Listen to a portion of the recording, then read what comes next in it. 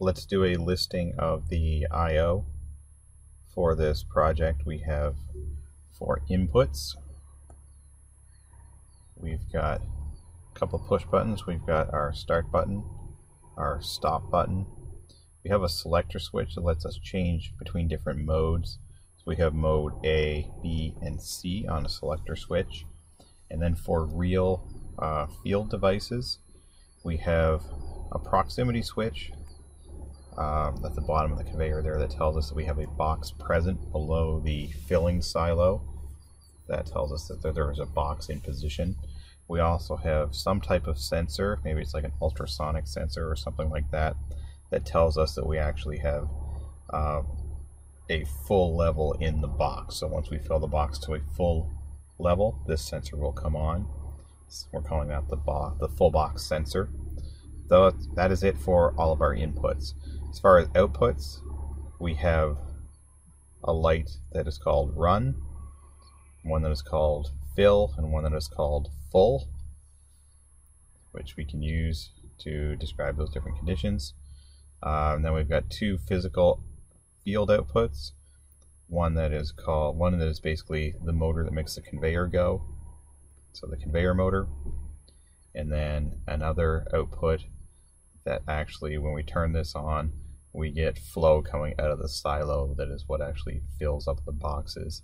So we energize this valve. It's a solenoid valve. We energize that, and we should get the pink stuff coming out of the silo into the box.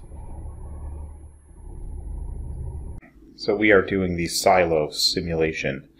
So we're going to start off at the beginning here. Very first step we're going to do is try to make this conveyor belt run to move the box down the conveyor. So we can see here we have a motor. We have some buttons here. We have a start and stop button. So we should be able to make up some very simple seal logic to do that. Okay, so for the conveyor motor, the logic for it should read as follows and look like this. So basically, we're going to run the conveyor. We're going to start it if we press the stop. So start the conveyor if we press the start button, if that's pressed, and we're going to continue to run it as long as that conveyor motor is running. And then we're going to only stop it if the stop button is pressed. So start it, and then as long as the stop button is not pressed, we will run the motor.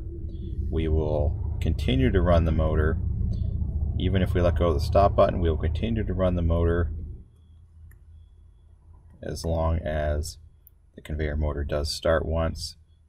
We will seal around this start button with that same address as the conveyor motor. That creates our seal circuit.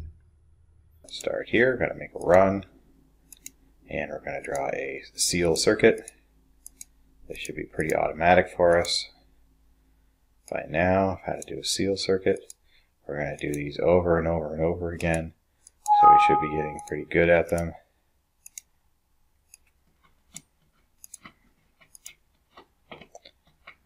That is the structure. And we're going to drag our addresses around here. That is our start, our stop, our motor, and that is what our seal circuit looks like. We'll put some labels on here.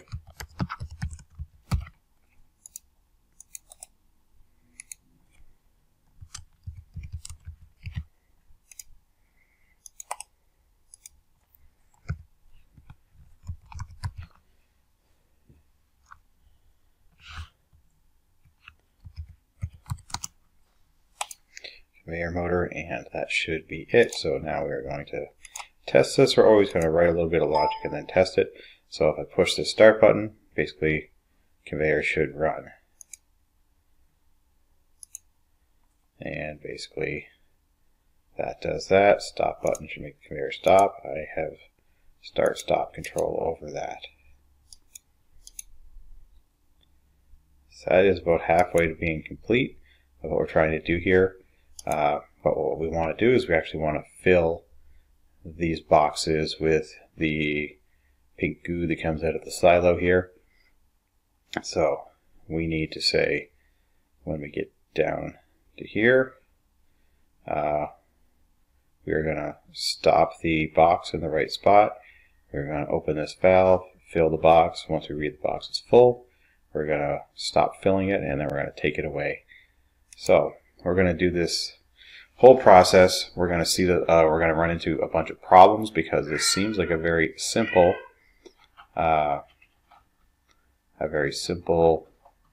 application, but there is a lot of little tricks to it that you will find out along the way that you're probably going to get wrong and wonder why that's happening. We'll explain why those things are happening and what the errors are in our thought process and how we actually need to fix those. So let's look at this problem now. So we have our start-stop circuit for our motor in a very simple form. So now let's put some other logic in here to control this valve. So the logic to run the box fill solenoid valve, basically we are going to say open the box fill solenoid valve if that we have a box present,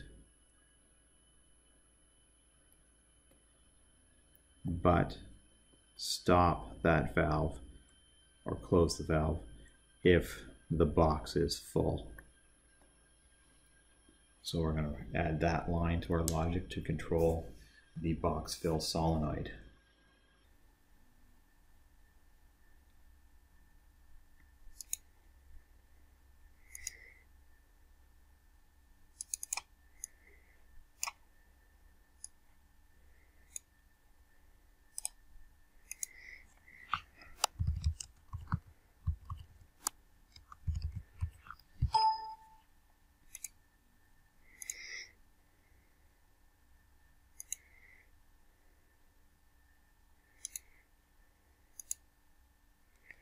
So we're going to say if we have a box present and not full,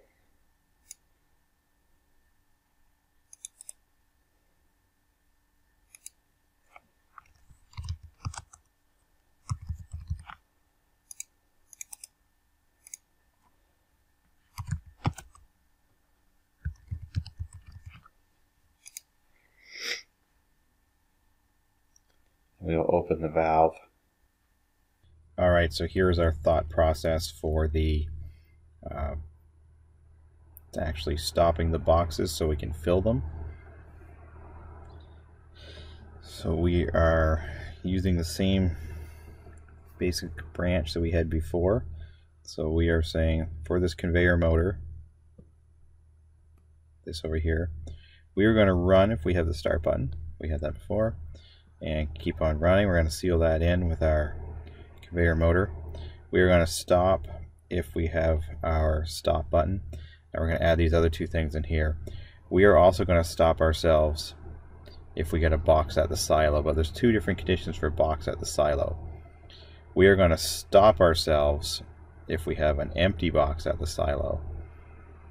So if we have an empty box at the silo, we're going to make ourselves stop, but we are going to allow ourselves to get around that if we have a full box at the silo, because basically once we finish filling the box, we want to be able to release it and start that conveyor again. So if we read that there's a box at the silo, we have to stop that motor from running, but we will bypass that condition as long as that box is full. So we will do that. And the other thing we're going to do here is we're going to say run our conveyor unless we have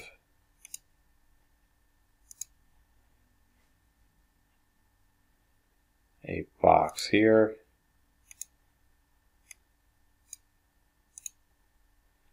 We're going to stop if we have a box present.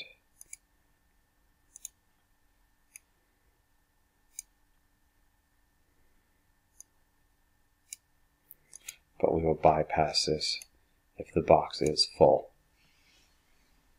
So in very simple terms, this looks like it should work.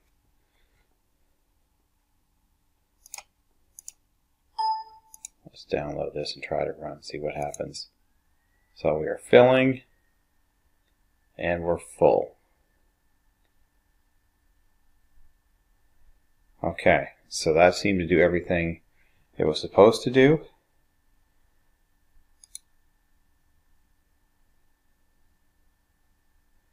Now look what's happening here. I pushed this button, box moved a little bit, it stopped. Now I'm filling the entire plant.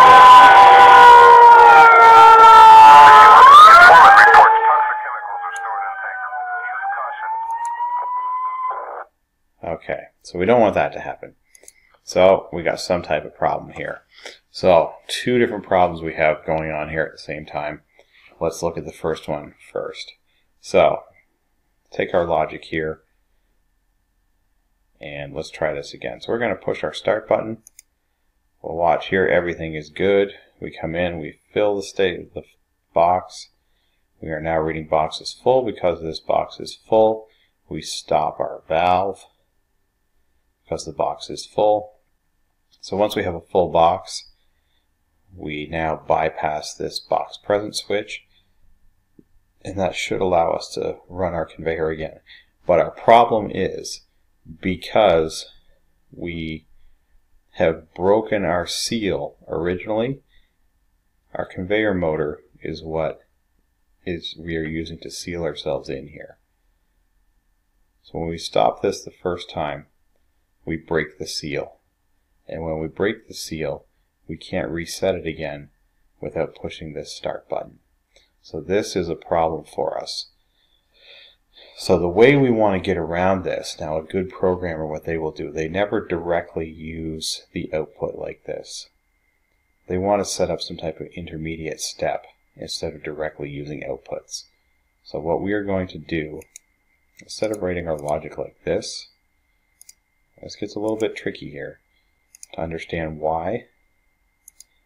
But what we want to do, whenever we see start stop buttons, we're always going to write some logic that's going to look like this. We're going to do that same type of seal logic.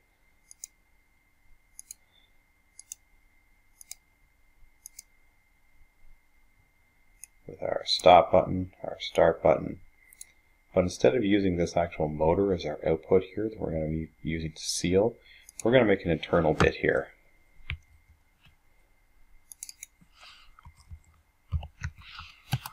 And I'm going to call this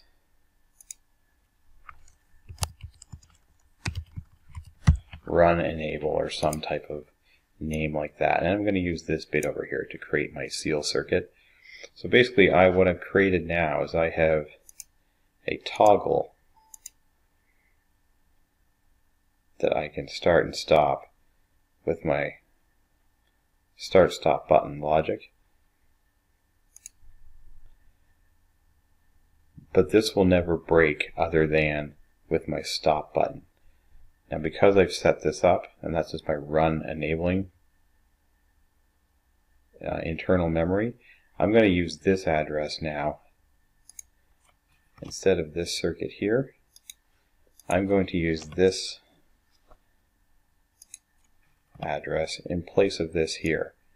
You'll see how this operates differently.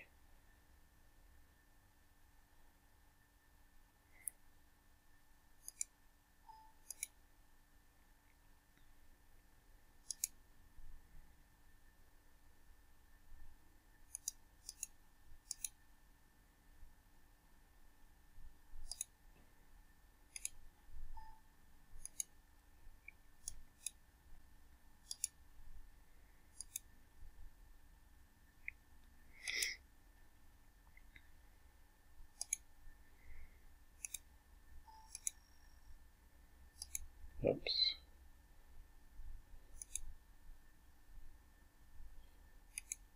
Just going to reset the simulation. So we will run here, and you can see before what I had to do. When we got to this point, that box would not release on its own before, because this circuit would not continue on because my seal was broken. But now, because I have this run enable that does not break,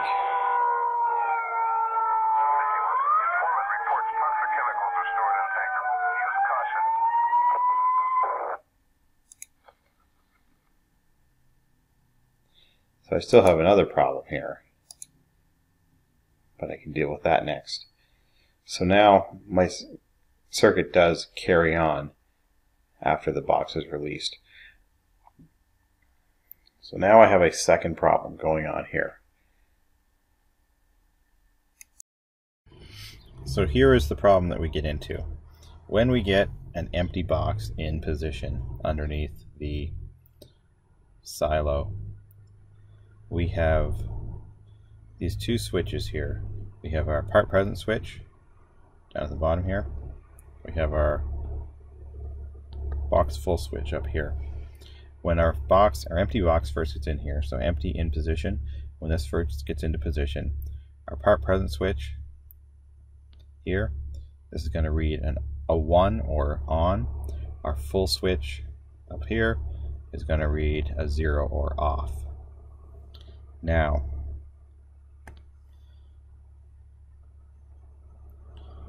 if we, let's say we fill this box,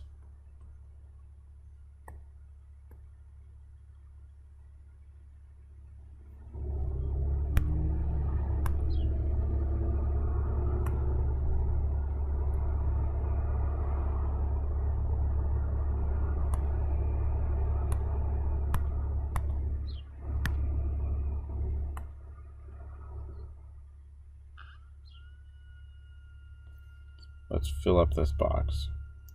We're going to fill it up, fill it up, fill it up, fill it up, fill it up. It is now full. Once this box is full,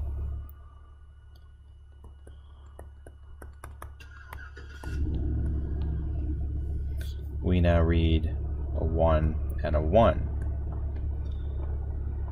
At this point, we should be releasing the box. Here is our problem.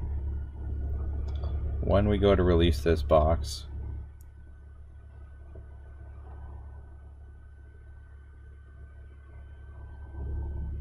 we move along, move along, move along. We get to this point here. Now, because of the way these switches are positioned, we get to this point. Our full box is still here, and what you're going to see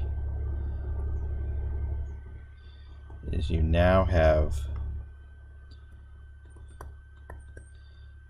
full exit. Let's say that's exiting the station, so it's in the process of leaving the station. Our switches now look like we have our full switch. Because the box is no longer underneath the full switch, that is going to read a 0. This switch here is going to read a 1, and this condition here looks the same as this condition. So we can't tell the difference between a full box exiting and an empty box entering. So we need to create some logic that will actually be able to distinguish between these two conditions, because I think what you see in your program at this point is this box will basically now stop, and we will open up our valve and attempt to fill at this position as well, and pink goop goes all over the floor.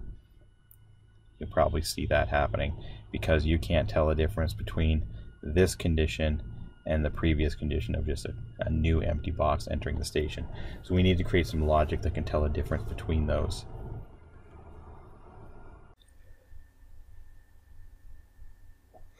So our thinking is wrong here. So really, what messes us up here, if you look at the positioning of these sensors, it's tricky because see how this proximity sensor that detects that the box is present is right here. And then if you draw a line up here, you're quite a bit over across here before you get to the level sensor that actually shows you that there is the box is full. So that level sensor does not say a box is full until unless there is a box directly under it. So if I slow this right down here, what you will see is when we run this logic, and if we reset our simulation, from the perspective of the system, what this looks like, that looks like an empty box, and that looks like an empty box, because I have this sensor is on, this sensor is off, because my box has traveled far enough ahead that even though there's a full box here, I am no longer reading this sensor, and that makes this appear to be an empty box that is in position to be filled right now. So because of that, my system stops and it starts filling again. So I need to guard. I basically need to guard against that condition. So let's watch this again here. So empty box, full box, empty box. Okay. So we want to not think that there is an empty box there right now. We want it to still think that there is a full box there. So really, I don't want to just see empty box. I want to say, run my conveyor until I see that full box leave the area and a new empty box enter the area. And then I'm allowed to stop my conveyor again. That is really what the thought process should be here. So I need to remember that I filled a box, and I need to see that actually exit the area and a new box come in.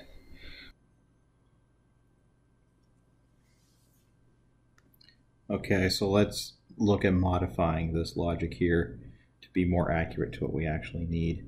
So where we said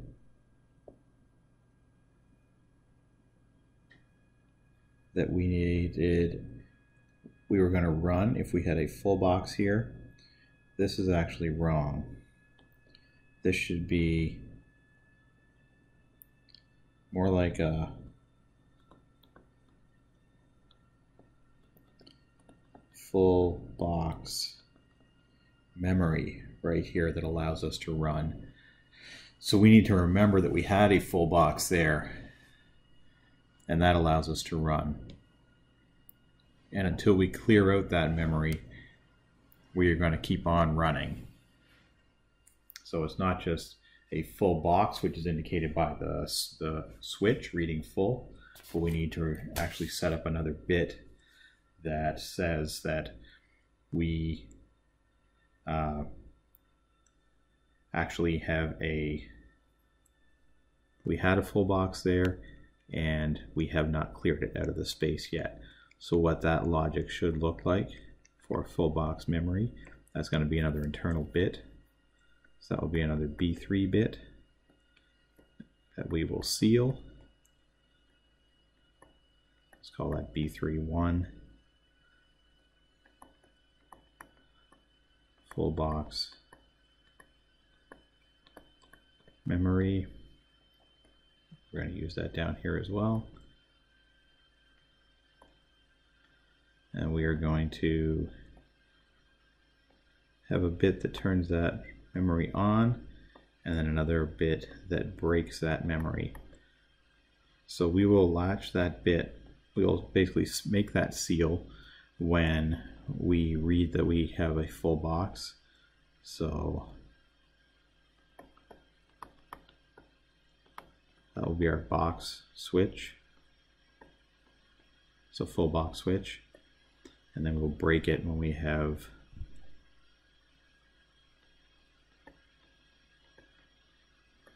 the box present switch.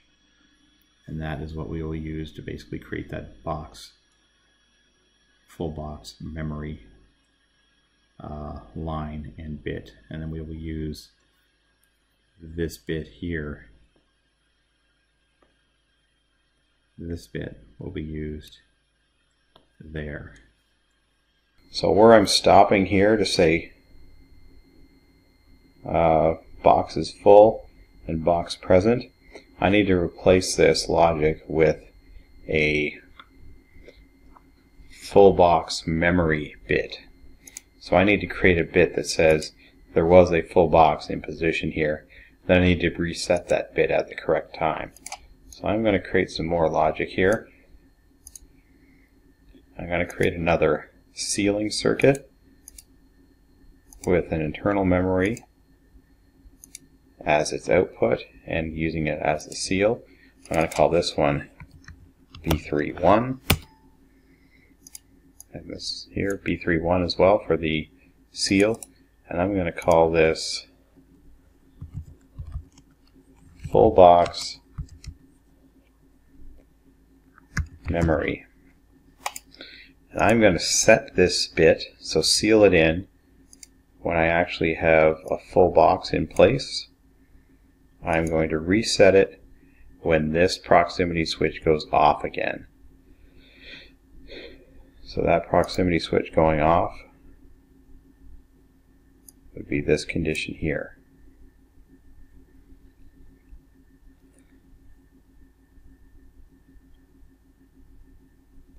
Now I think the way that this is going to run is that I'm going to say I'm going to run my conveyor as long as I don't have a full box in my memory. Sorry, as long as I have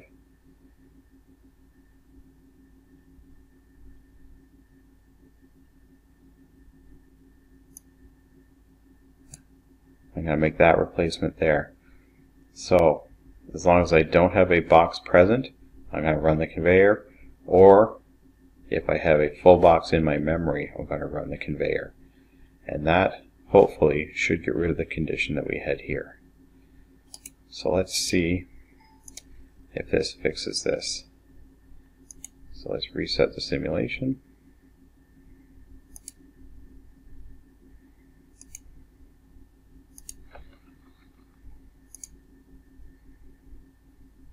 So hopefully now we're going to fill.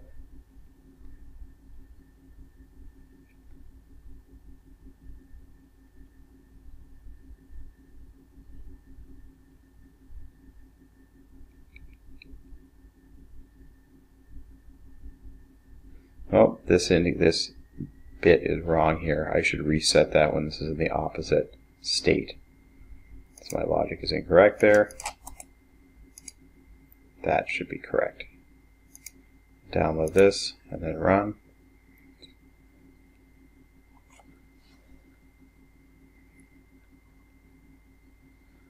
So this is getting closer and closer. Now you see there's still one error that we have here.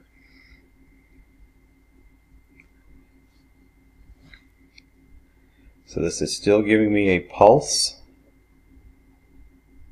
One extra little shot of stuff firing on the floor here when it shouldn't. You'll see this will actually accumulate over time as I let this run. At faster speed, that will start to become a problem that starts to build up. So the reason that is happening is I have this one condition here where I've got a box present and no box full. I'm going to do a little shot of this valve. So again, where I have not box full, I need to replace that with this box memory bit. So let's do that.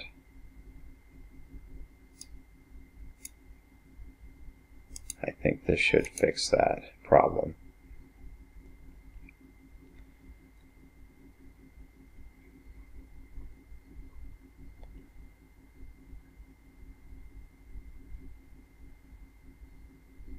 And now we are never misfiring on that. So that is all the problems fixed.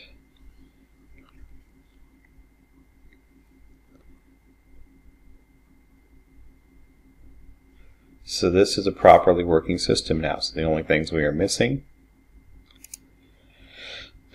of course, we should have our commenting.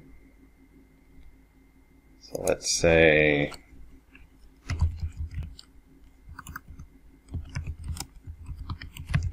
let's call that system enable. We'll call this motor control.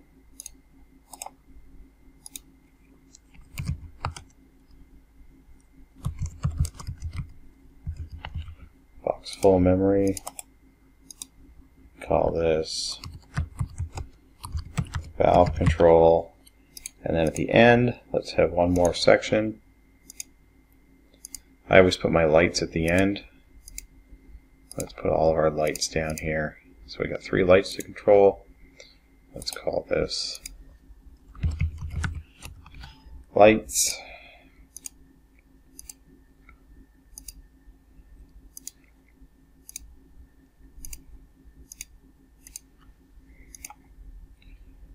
And we're going to have our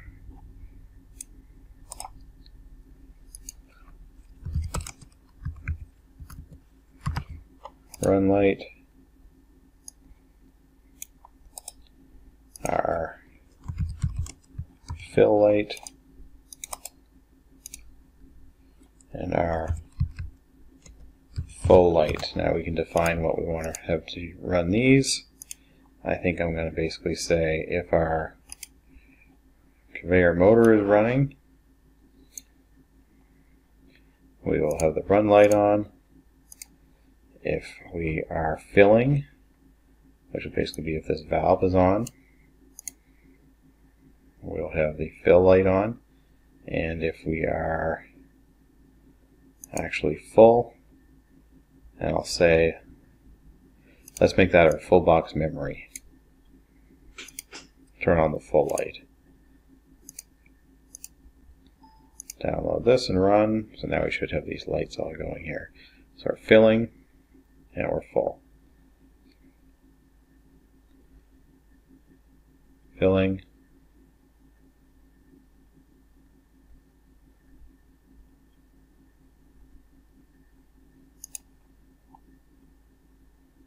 Oh, I did not put the, look at that.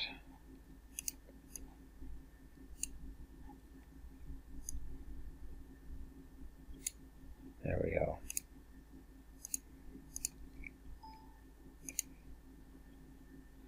Let's see that light come on. There we go. So that is the system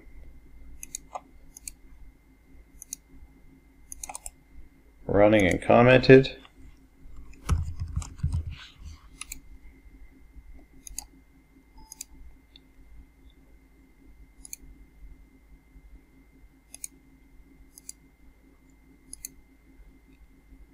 You'll also notice that I should be able to basically stop this at any point.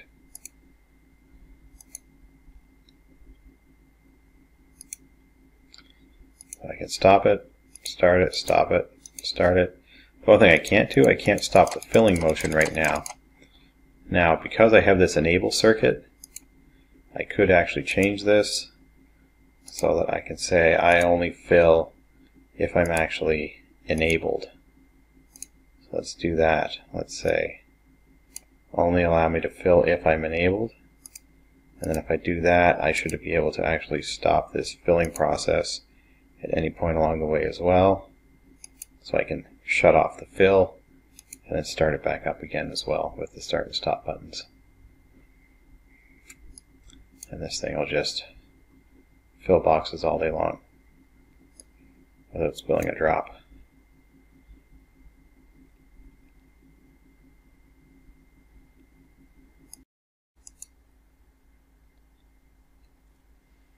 Okay, so the final part here, running 3 different modes. So we have our selector switch here for mode A, mode B, and mode C. Mode A, running continuous mode, which is basically what we've been running already. So it just runs forever, fills boxes as they come underneath there. Mode B This is going to be a mode where it fills, but then it stops. This is kind of what we were doing at the very beginning, where we couldn't get it to run continuously, and we had to push the start button to get it to continue. So we're trying to get that to run as mode B right now. And then mode C is kind of what we did at the very beginning, when all we had was a conveyor run logic, where basically just boxes run down the conveyor.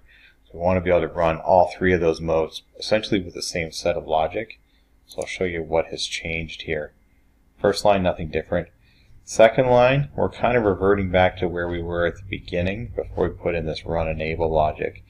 So we have our run enable still, but we're basically saying we're going to keep this branch active and use it as long as we're not in mode B. So if mode B is not on, we just go through this branch. As long as run enable is good, we're just going to go through here, use everything else like we were before. If we are in mode B, that'll kill this section of the branch here, and we'll have to go through here. And what happens now is we're going to say that we are going to seal in with this conveyor motor bit. And like we saw at the very beginning, every time that we now stop the conveyor, that breaks our seal. So when we go to mode B here, you'll see our conveyor is live right now. Now our seal is broken because this logic dropped out. This won't come back on until we reset that seal. The only way we can reset the seal is by pushing the start button. Start button resets the seal. This logic breaks it. It's ready to be reset right now. We need to push the start button to reset it. We're also, and then the final thing we have is mode C, which is just the complete bypass. So once again, we're not in B, so we'll use this. Now we say if we're in C, we're just going to bypass this section of logic here. We'll take this bottom branch. So basically the conveyor is just on all the time. The status of the box present or the full does not affect anything, so we have a branch that just bypasses all that. We're also saying down here, never allow this to come on. Never allow that valve to open, because if we are in mode C, this bit here is going to block this out from ever happening. So those are a couple of minor changes there. It's basically this little section of logic here, this branch, and then this bit here. Making those changes allows us to run modes A, mode B, and mode C.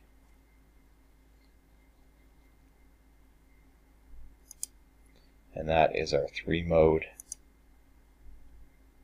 filling silo.